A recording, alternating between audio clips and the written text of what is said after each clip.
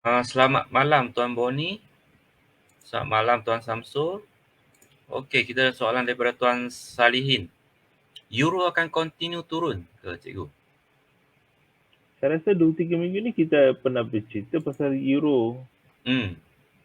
Okey, saya tunjuk Euro USD. Okey,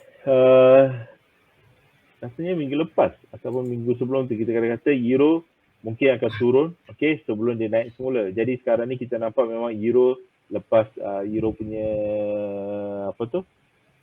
interest rate minggu lepas tu dia tak naikkan interest rate, dia masih maintain, tapi dia punya statement agak dovish, jadi Euro turun agak-agak ni lah. Tapi saya rasa saya pernah beritahu banding EU dengan GU, EU tak dijangka akan terlalu turun ke bawah. Kita kata kalau dia turun pun sampai 1.05, okey, ataupun 1.0450 around this zone, dan kita jangka dia akan naik ke atas, okey. Jadi saya masih maintain that view, okey. Jadi kita jangka mungkin ada sedikit retracement, lepas tu turun bawah untuk FMC, okey. Jadi masa FMC walaupun kita jangka US dollar kuat, tapi saya tak jangka dia akan break previous low lah dekat kata 1.035 ni. Okey, saya rasa Euro akan withstand this support untuk dia naik semula sedikit. Okey, tapi kenaikan dia agak corrective phase lah. Okey, saya tak jangka dia one shot dia akan, sebab US dollar masih kuat banding dengan GU kita jangka mungkin akan ada breakout ke bawah, tapi EU saya jangka 1.035 ni ataupun 1.04 ni akan maintain. Tapi bawah masa ni 1.05 pun untuk satu hari ni mungkin boleh maintain kot. Lepas tu dijangka saya rasa lah, okey, dia akan turun naik sedikit, mungkin masa FMC dia apa biasa kita fake out, lepas tu baru naik ke atas. Okey, so saya jangka pergerakan ni lah untuk EU.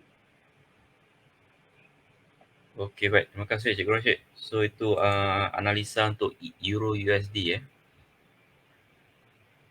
Okey, go.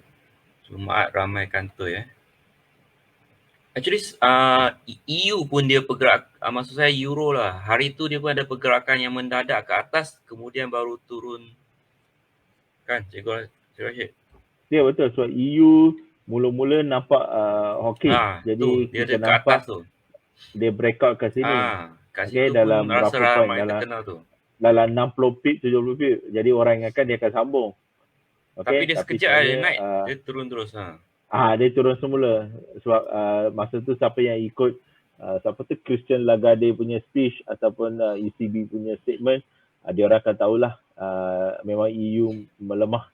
Okey, jadi dia turun daripada 1.08 dekat-dekat situ tu, dia turun almost sampai ke 270 ke 280 pip. Dia turun mendadak juga. Tapi statement dia hawkish ke dovish? Masa awal-awal semua ingatkan hawkish. Hawkish. Tapi sebenarnya tak, dia turun dalam 260 pip. Oh, Okey. okey. Jadi sebab siapa yang ikut, so saya ada ikut juga masa Christian Lagarde cakap tu. Okey, so memang dovish lah.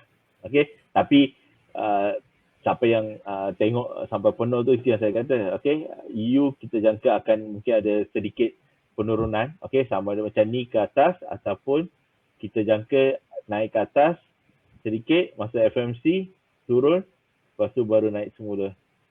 Okay, so ini yang tadi saya sebut tu, sebab EU dijangka bulan 7 mungkin naik dalam 25 basis point, bulan September rasanya naik 50 basis point. Okay, jadi memang Euro dijangka akan naik lepas FMC. So, tapi buat FMC, US dollar dijangka kuat, jadi kita jangka pergerakan ni untuk FMC nanti. Cikgu Rashid, kenapa Cikgu Rashid cakap Euro dijangka kuat, padahal statement dia masih dovish kan, dan FOMC dijangka USD? Dia dovish untuk sekarang, that moment tapi only. dia ada beritahu pasal apa akan berlaku pada bulan Julai, apa akan berlaku pada bulan September. Okay. So dia ada beritahu juga. Okey, baik. Terima kasih Cikgu Rashid. Okey, kontes ramai yang negatif ya. Kontes ramai yang negatif rasa sebab gol tu. Okey, selamat malam Tuan Syahril. Okey, kita ada soalan daripada Tuan Samsul UJ setup ada potensi turun, Cikgu Rashid. Saya rasa UJ, Oh, UJ UJ memang kita ada rasanya share in detail juga last week, tapi siapa yang follow mungkin dapatlah. Ini UJ, okay. UJ kita masa tu dekat mana ya kita? Dia ada dekat bawah lagi kan UJ masa tu. Yang kita last week, UJ dekat 131 kalau tak silap waktu tu.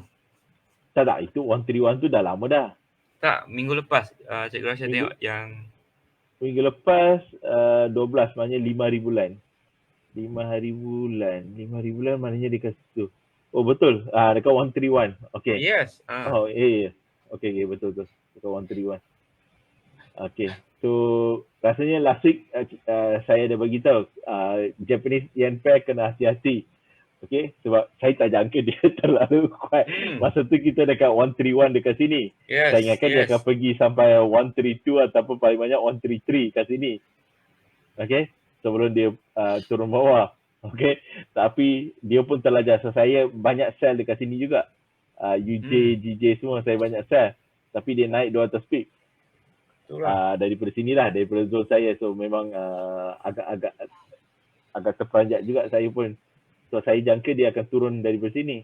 Saya memang jangka daripada 131 ni, saya memang jangka akan ada satu push sebelum dia turun bawah. Boleh tengok last week punya analisa. So saya memang jangka dia akan ni. Jadi saya start sell dari kat sini. 132, 133, even dekat 134 pun saya start sell. Okay, tapi dia naik dekat 134.50. Sebenarnya kan 134 ni akan jadi satu resistance yang kuat. Tapi dia naik derajat 50 pip lah. Tapi still saya masih hold sell untuk UJ. Kalau tengok kat sini dah 2-3 kali dah. Dia turun naik dekat sini. Antara 134.50 sampai 133. Hanya dekat 150 pip. Lepas tu naik. Jadi siapa yang sell tu tak cukup margin memang empty lah. Kat sini full margin. So 3 kali juga dia naik sini. Tapi kalau tanya saya sekarang ni, saya rasa maybe sebab kalau tanya saya secara peribadi saya tengah sell ni UJ. Tapi cuma itulah. Okay, ini Japanese kali lah. Ni, dia macam hari tu bulan lepas ke yang kita jadi dekat 5 kali, ini kali lah. So kali ni dia lebih 5 dah Cikgu Rashid. Tak, itu daripada 122, 123 punya level. Tapi daripada level ni, hari tu saya kata dekat at least dekat 132 atau 133. Okay, sekarang dia naik ni. So ini kira kali kedua atau kali ketiga lah. So saya rasa saya boleh sell. Saya memang hold sell sekarang UJ. Okay, tapi itulah dia takut naik ke 135 ni. Lepas tu baru turun. Jadi saya masih pegang pada sell UJ ni. Cuma kalau siapa yang sell tak cukup margin, sebab dia ada kemungkinan pergi test 135 ni. Tapi itulah, kalau tanya saya memang kalau dia naik pun saya akan sell. So saya memang pegang sell daripada sini. Sekarang ni saya masih floating 133 dengan 134, saya masih tengah floating sell. Okay, untuk UJ. Tapi jarang market UJ naik sejauh ni ke? Jarang, tapi minggu lepas kita ada bagi tahu dia akan ada satu push yang last push. Jadi saya expect jauh ini adalah juga last push. Last push ni. Sebab minggu lepas masa kita tengok tu dekat 131 ni, okay, memang kita ini bulan lepas ni 131 masa ni dekat sini. Yes, yang tu yes. 131 dia masa kita dekat sini. Okay. So yang satu push tu. So inilah yang saya maksudkan, sebab saya nampak Japanese yen semua lemah. Tapi saya tak jangka dia akan naik dekat 350 pip. Saya cuma jangka dalam 150 hingga 200 pip je. Dia akan push untuk last leg. Okay. Jadi ramai jugalah kalau ni terkena dekat sini. Okay, tapi sekarang ni kalau saya memang jaga inilah untuk sell. Sama ada sell dari sini ataupun naik atas, sell. Okay, saya jangkit at least easily boleh dapat dalam 400 hingga 600 pip lah untuk UJ ni. Kalau kita hold. Maknanya daripada 135, kita at least expect dekat 129 macam ni lah. Dekat sini.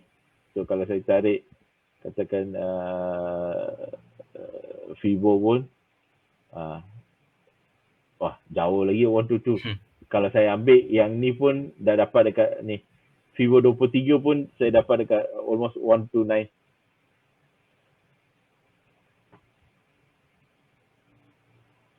Okay. Okey, baik. Terima kasih Cikgu Rashid. So, itu analisa untuk UJ. So, kepada yang nak sell tu, pastikan ada target stop loss level lah. Ya. So, takut masa FOMC ni US dollar dijangka kuat. Menguat pula. Jadi, apa yang boleh berlaku, dia turun dahulu sampai ke katakan sekarang 134. Dia turun sampai katakan 132 ataupun 131. Masa FOMC, dia naik 300 pip ataupun 100 pip sampai 135 atau 1355.50. Lepas tu baru start turun minggu depan. Jadi kena hati-hatilah kalau nampak macam turun tu, janganlah full margin sangat sebab US dollar akan ada satu lagi push ke atas ni. Okey, baik. Terima kasih Cikgu Rashid. Okey, selamat malam tuan